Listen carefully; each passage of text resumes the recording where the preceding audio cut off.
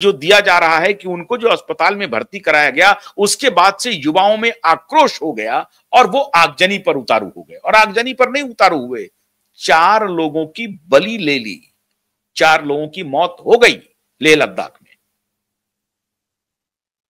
इसकी कोई आवश्यकता नहीं थी। 25-26 सितंबर, मतलब आज और कल दोनों दिन जबकि हिंसा हुई है वहां पर, 25-26 तारीख को केंद्र सरकार के साथ लद्दाख के जो भी लोग थे, जो काउंसिल है वहां पर, डेवलपमेंटल काउंसिल, उनके साथ और भी लोगों के साथ जो वहां के स्टेक होल्डर हैं, उनके साथ मीटिंग तय हो गई थी। यह मीटिंग 9 अक्टूबर को पहले से शेड्यूल थी, लेकिन विवाद किया गया कि नहीं, 9 अक्टूबर तक हम इंतजार नहीं करेंगे, 25-26 अक्टूबर सितंबर में होनी चाहिए बातचीत। भारत सरकार ने, केंद्र सरकार ने सितंबर में बातचीत की तारीख तय कर दी और 25-26 सितंबर को तय हो गई थी बातचीत।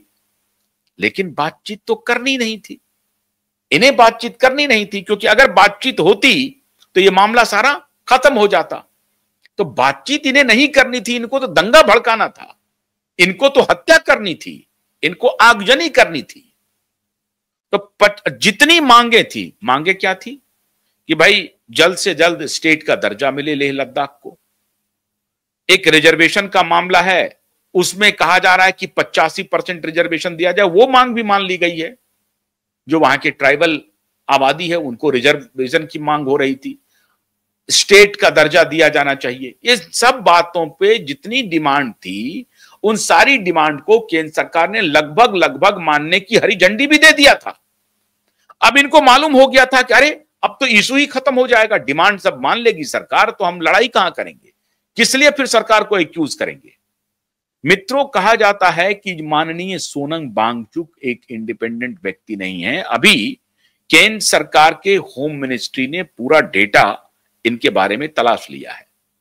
ये कांग्रेस समर्थित व्यक्ति हैं सोनम वांगचुक जी, वैसे अच्छे इंसान हैं, पढ़े लिखे इंसान हैं, लेकिन सोनम वांगचुक को जो समर्थन मिल रहा था वो कांग्रेस से मिल रहा था। और सोनम वांगचुक को अब जो समर्थन की बात हो रही है, जो केंद्रीय गृह मंत्रालय डेटा निकाल करके लाई है, उसके हिसाब से सोनम वांगचुक के अकाउंट में विदेशी रिमिटेंस आए हैं, या जो भी विदेशी फंडिंग हुई है वो रिमिटेंस है या कोई फंडिंग है, इसकी बात हो रही है। और लगभग 1.5 करोड़ रुपए की फंडिंग हुई है। और पिछले कुछ वर्षों से 6.5 करोड़ के लेन देन की बात हो रही है, जो फॉरेन, और जहां पर इनके अकाउंट से इनके एनजीओ को, और फिर वहां से फॉरेन गया है पैसा, फॉरेन से इनको आया है, फॉरेन में इन्होंने किसको पैसा भेजा है भगवान जाने। लेकिन विदेशों से जो इनके अकाउंट में पैसे आए हैं उसकी भी डिटेलिंग अब होम मिनिस्ट्री के पास आ गई है। सवाल है कि सोनम वांगचुक ने कहा कि हमने युवाओं से अपील की थी कि वो आगजनी ना करें, हिंसक झड़प ना करें, और जिनकी मौत हुई है उनके प्रति उन्होंने संवेदना व्यक्त की है। भारतीय जनता पार्टी के दफ्तर को आग के हवाले कर दिया गया,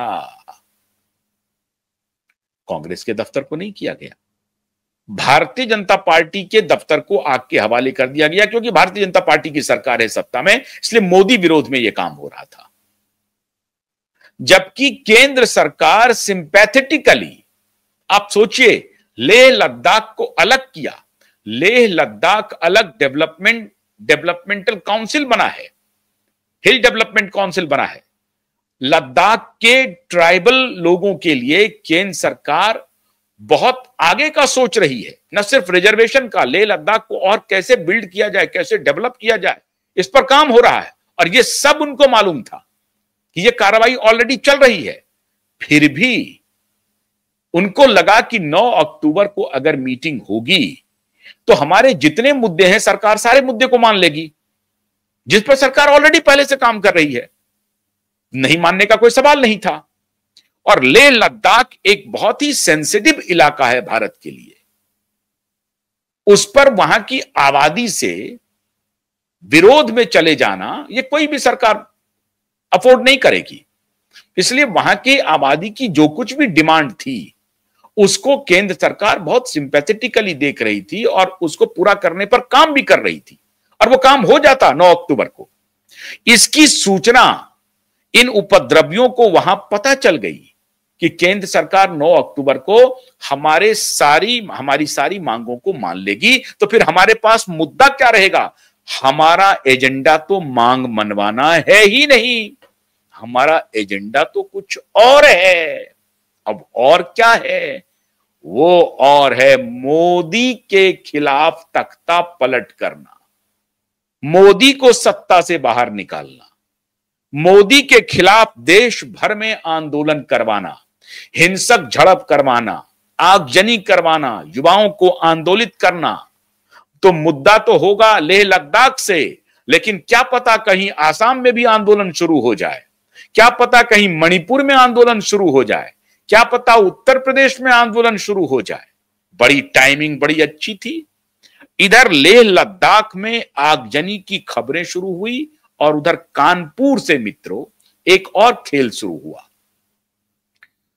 एक जरा वो भी निकाल लीजिए, आई लव मोहम्मद का खेल शुरू हो गया। आई लव मोहम्मद, आपको मोहम्मद से प्रेम है, किसको आपत्ति है, लेकिन इसका पर्चा लेकर के निकलने की क्या जरूरत है?